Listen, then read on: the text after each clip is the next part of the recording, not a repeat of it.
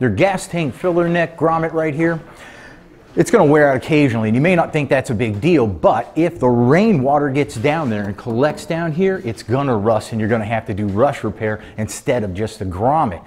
Maybe you got a nice brand new paint job on here and you're going to want to put a brand new grommet up on there too. Today I'm going to show you how to do that. Now a lot of times what you're going to be doing is taking the gas tank out and all this kind of stuff and putting the grommet in, but I don't want to do that. I want to save some time for you and for me. What I'm going to do is install this while the gas tank's still in.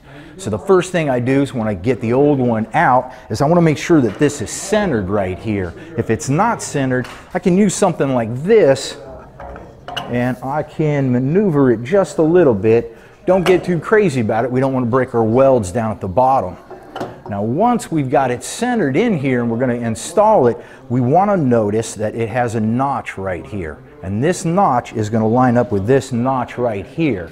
So when I slide this on, I'm going to make sure that's lining up. To help it slide on, a lot of times what I'm going to do is use silicone spray right here, and it's going to lube it up for me, but it's not going to soak into the rubber. If I use oil or WD-40 or something like that, it can soak into the rubber, it can enlarge it, it makes it kind of a mess to get on.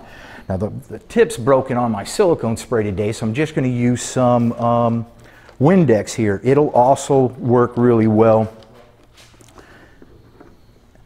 Now I'll just slide this right over the top, and that's the easy part.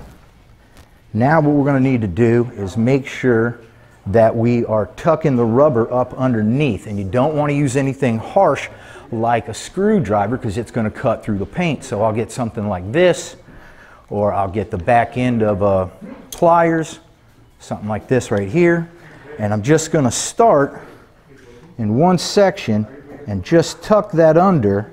And I'm just going to keep working that around until it all gets tucked underneath and we'll be all set. So it really doesn't take that long. Make sure you got your piece on the bottom lined up. And give me a minute on this and I'll show you what it looks like when we're all done. So you can see it doesn't take that long at all, and with our helpful handy hints, it's only going to take you 5-10 minutes to get this guy in here.